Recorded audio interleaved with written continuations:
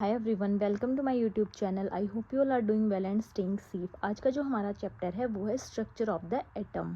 Structure of the atom, सबसे पहले atom क्या होता है? The fundamental building block of all matter, a tiny particle of an element that has specific chemical properties composed of even smaller subatomic particles. Atom जो है वो सबसे smallest unit होती है, इसे हम बिल्डिंग ब्लॉक ऑफ मैटर्स भी बोलते हैं।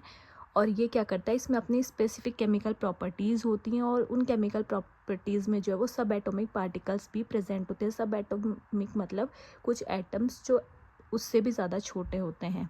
Electron what is electron?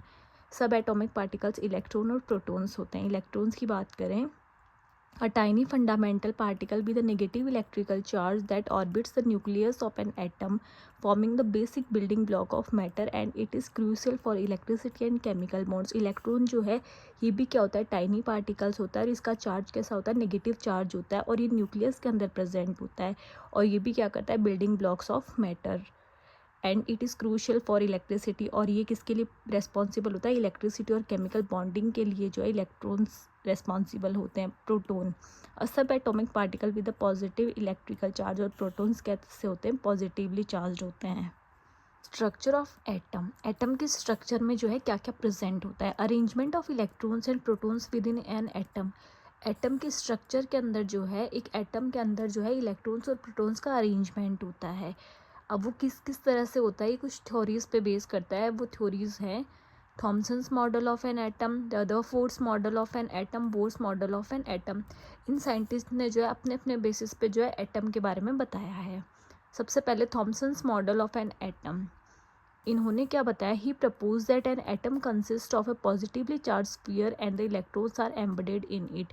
उनके कहने का मतलब है कि एटम्स जो है वो पॉजिटिवली चार्ज स्फीयर से बना हुआ होता है और उसके अंदर जो है इलेक्ट्रॉन्स प्रेजेंट होते हैं।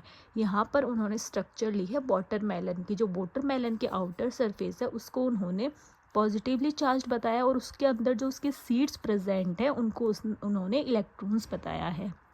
तो जो red edible part of watermelon है वो क्या है? पॉजिटिव स्फीयर है। और सीड्स ऑफ वाटरमेलन क्या है? इलेक्ट्रॉन्स हैं। The negative and positive charges are equal in magnitude, so the atom as a whole is electrically neutral. जो नेगेटिव और पॉजिटिव चार्जेस हैं उनका मैग्नीट्यूड जो वो इक्वल है, मतलब पॉजिटिव और नेगेटिव का जब मैग्नीट्यूड इक्वल हो गया तो वहाँ पर हम क्या कह सकते हैं कि जब पॉजिटिव नेगेटिव सेम हो गए वहाँ ये क्या हो गया? इलेक्ट्रिकली न्यूट्रल हो गया, मतलब ज़ीरो हो गया। तो so the atom as a whole is electrically neutral, कि जब नेगेटिव और पॉजिटिव चार्जेस का मैग्नीट्यूड इक्वल है तो एक तरह से हम क्या कह सकते हैं कि एटम जो है वो इलेक्ट्रिकली न्यूट्रल है। आई होप आपको इतना पार्ट समझ में आया होगा। Please do like, share and subscribe to my channel for next part. Thank you and have a great day.